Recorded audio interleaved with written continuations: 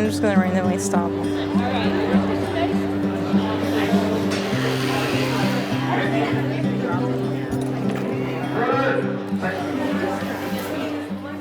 Every October, the Great Migration begins. Not of sheep, but of over 30,000 people descending onto a small town of Rhinebeck, New York, for one of the biggest fiber festivals in the region, celebrating all things fluffy. Hello, shepherds, welcome back, and if you're new here, hello! This is where we talk all things sheepy. My name is Megan, and for those of you that aren't familiar, fiber festivals are part farmers market, part craft fair, part agricultural show, and part community gathering for people who knit, crochet, spin, weave, or just love handmade textiles. Here you'll find several breeds of sheep and goats, plus Angora rabbits, llamas, and alpacas, each one representing centuries of breeding, tradition, and the ancient craft of fiber art. Both vendors, shepherds, and experiencers alike come from across the country for this 2-day festival, and for many fiber artists, Rhinebeck is just one of several fiber festivals' top bucket list destinations. It's not just a shopping trip. These festivals are where you can see, touch, and buy materials that maybe you only find online. And not only that, but connect to the very yarn on your needles, back to the sheep it came from. But here's the question every fiber enthusiast asks themselves when October rolls around.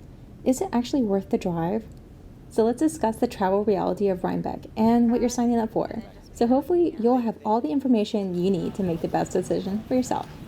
First, let's talk about the time investment. For many people, myself included, it's quite a drive to get there.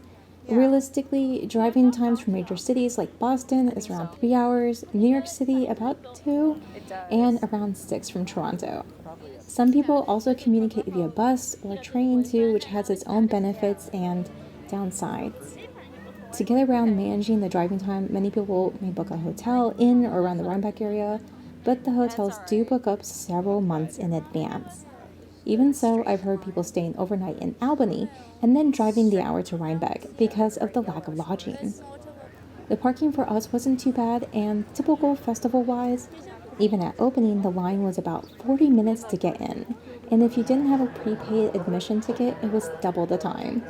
Once inside the gates, you may be on your feet for several hours, so it's really important to wear comfortable shoes. The festival spans across multiple buildings and outdoor areas, and some people often meet on a hill. But for our group in particular, we ended up meeting by the ambulance or medical area. It was a pretty low crowd area to meet for us this year.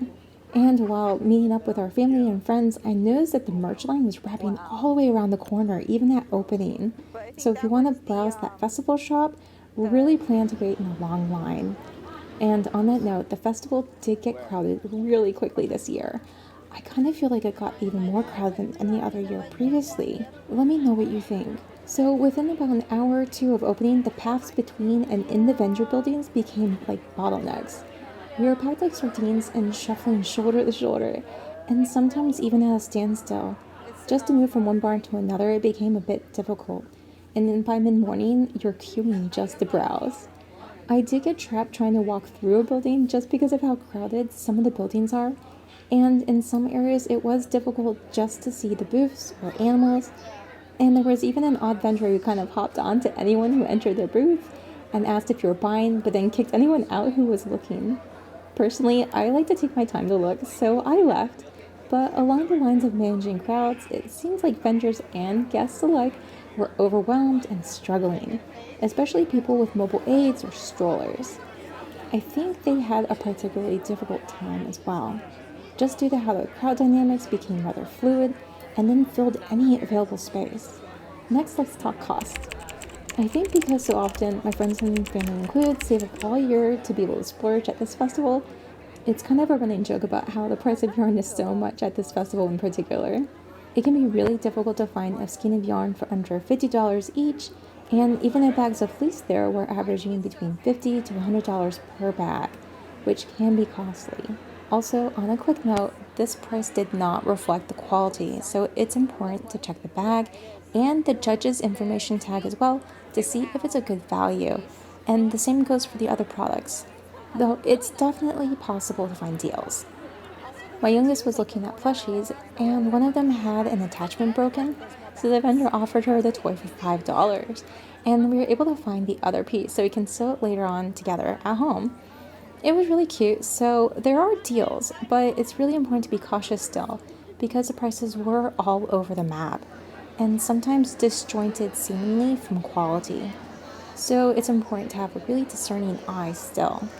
Also, on the note of cost, it definitely helps to carry cash. This not only helps create this visual limit to stay in budget, but also some vendors only accept cash. And also for me, the food there was super pricey. The lines were so long, I just didn't eat at all. And I didn't find it worth it personally to wait for over an hour to pay $12 to $15 for a small hot dog. And I found the amount of queuing for each aspect of the festival really exhausting. Though at the opening of the festival, we did pick up a soup container of coffee. It was around $11 and I just shared it with my partner for the duration of the festival. There is a food building there that is like half booze, half desserts, and half other snacks for sale with the occasional samples, and that building had just a bit more space in it, which was a nice reprieve.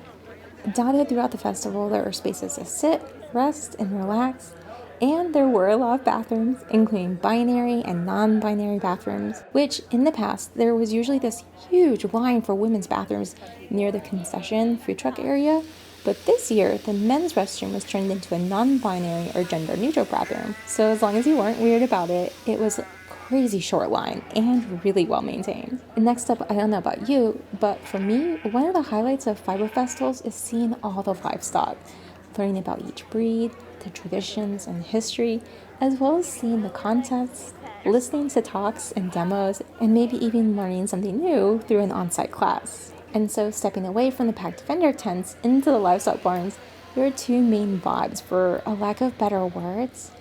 There's a building for people who are there to shop and are animal curious, but mostly just wanted to see where their yarn comes from. And there were displays about their breeds sometimes, but if you stepped further out to the open air buildings, that's where most of the sheep and goats were held. Most of them getting ready for their big show too. They were getting their final show clip, wash, and blowout.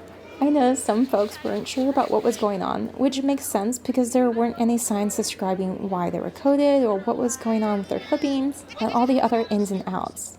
So maybe it was more for those in the industry perhaps, but during the sheep and goat shows, the judge did describe what they were doing and why and what they were looking for. But for most of the information there were the breeder talks and demonstrations where folks could do questions and answers and get really personal with livestock. So is Rhinebeck worth the long drive? The answer is, it kind of depends entirely on what you're thinking. If you want to connect with the craft to its source and see breeds of sheep and other fiber animals that you've only read about, to be surrounded by thousands of like minds or enjoying the moment, then yes, definitely. If you're looking for a slower paced, relaxed shopping experience, a quiet weekend, or a more budget-friendly yarn haul, maybe reconsider, or try one of the other fiber festivals in the area that may be smaller, but still offer a ton for each artist and farmer. It definitely helps to plan every aspect out. I pre-printed a map with events, times, and buildings laid out, and then picked up a flyer at the entrance too, which helped in keeping up to date with the changes, as well as setting an alarm to notify half an hour prior to these specific events, so that we could have a better chance to see the event. I still got stuck in the crowd several times, so it helps to have a plan, but to be fluid too. But at the end of the day, Rhinebeck really isn't about the yarn or even the sheep. It's about the community and having a fun experience with family and friends. It's about admiring thousands of fiber artists' hard work on display, getting inspired or gobsmacked, and witnessing everyone's beautiful art worn and displayed. It's about standing in the barn and touching the sheep's fleece and then suddenly understanding the label on your yarn in a completely new way. Rhinebeck isn't without its challenges though, but there's a reason people keep coming back. In a world with online shopping and this digital connection, Rhinebeck offers something increasingly rare and concrete. So if you made it this far, an extra special thank you. I appreciate you. If you found this video helpful, please give it a thumbs up, and don't forget to subscribe, hit the bell icon so you never miss a sheepy take. Thank you so much for watching, and I'll see you in the next one. Ta-tas. Funny. That one's like, now. Yeah, I thought he was really good.